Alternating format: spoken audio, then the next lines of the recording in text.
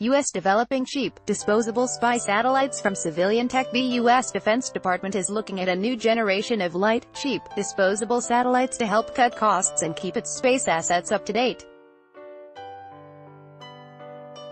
If all goes as planned, it could shave costs per satellite from $1 billion to only a couple of $1 million.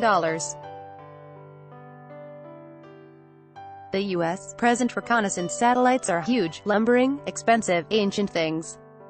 They cost upwards of $1 billion and take a decade to develop, ensuring they're out of date by the time they even get launched. But the Blackjack program, spearheaded by the DoD's Defense Advanced Research Projects Agency, DARPA, could revolutionize the industry and make all that a thing of the past, Space.com reports. In May, DARPA announced a three-phase contract program totaling $117.5 million to develop a set of cheap, lightweight satellites based on advances already made in the field by the commercial sector, Space News reported at the time.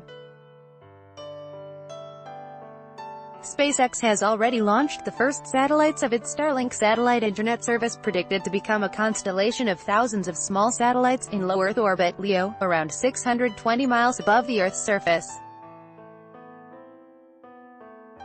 Starlink's goal is to provide people in low to moderate population densities around the world with affordable high-speed internet access, including many who have never had internet access before, Tom Pradario, a SpaceX firmware engineer, told Space.com when the first satellites were launched in February. DARPA hopes to have 20 prototype spy satellites in LEO by 2021, if it can reach the target price of $6 million per unit, project developer Paul Thomas told Space.com. Thomas said if all goes well, the U.S. could have a 90-satellite constellation in operation by 2022.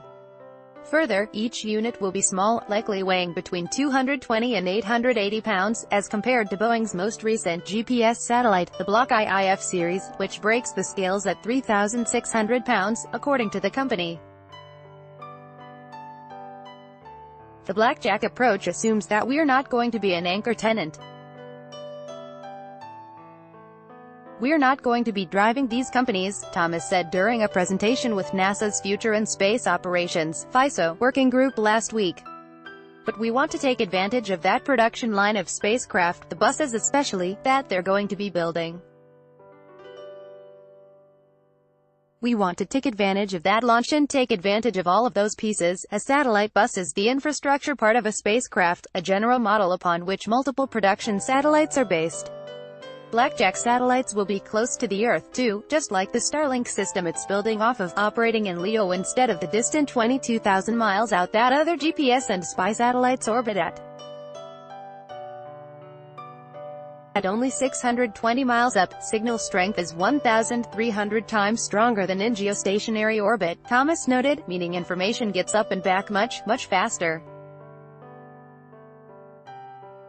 While the actual duties of the satellites have not been elaborated upon, Space.com noted that the new satellite network will likely augment the U.S. missile detection and defense systems as well as global positioning navigation systems.